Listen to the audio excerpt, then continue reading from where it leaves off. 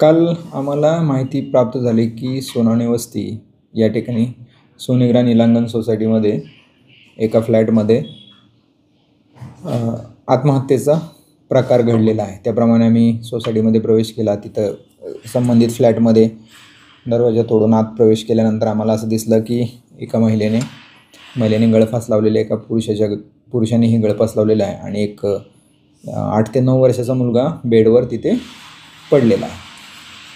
आम्ही ते पाहिल्यानंतर आमच्या असं लक्षात आलं की तो पुरुष जो आहे त्याची हालचाल होते, म्हणून आम्ही लागलीच त्याला जवळच्या हॉस्पिटलमध्ये ॲडमिट करून घेतलं आणि थोड्या वेळातच तो शुद्धीवर आला।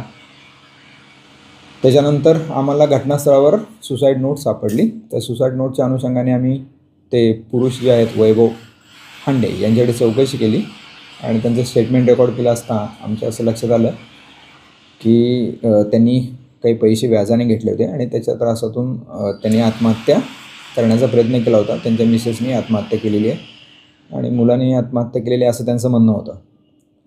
आता PM रिपोर्ट प्राप्त झालेले आहेत, त्या महिलेने आत्महत्या केली असं सिद्ध झाले। त्यामुळे आम्ही हे तक्रारदार आहेत वैभव हांडे यांची तक्रार घेऊन सावकारी अधिनियम आणि BNS प्रमाणे गुन्हा दाखल केलेला आहे।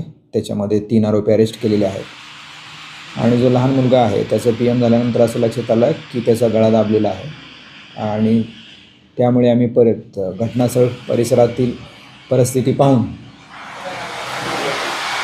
त्या मुलाला त्याचे वडील यांनीच मारलेला आहे असं एकंदरीत प्रथमदर्शनी आमच्या निदर्शनास आल्यामुळे आम्ही तो एक गुन्हा दाखल केलेला आहे। दोन्ही गुन्ह्यांचा तपास सुरू आहे। एकूण सर किती पैसे घेतले होते आणि कुणाकडून घेतले होते आणि ते लोक काही त्रास देत होते त्यांना?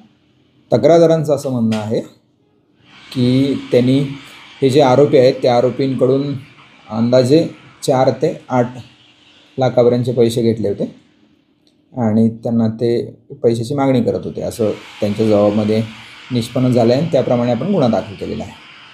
सर याच्यामध्ये काय काय कलम लावले गेले? सावकारी अधिनियमचं कलम 45, कलम 39 आणि BNSचं कलम 108।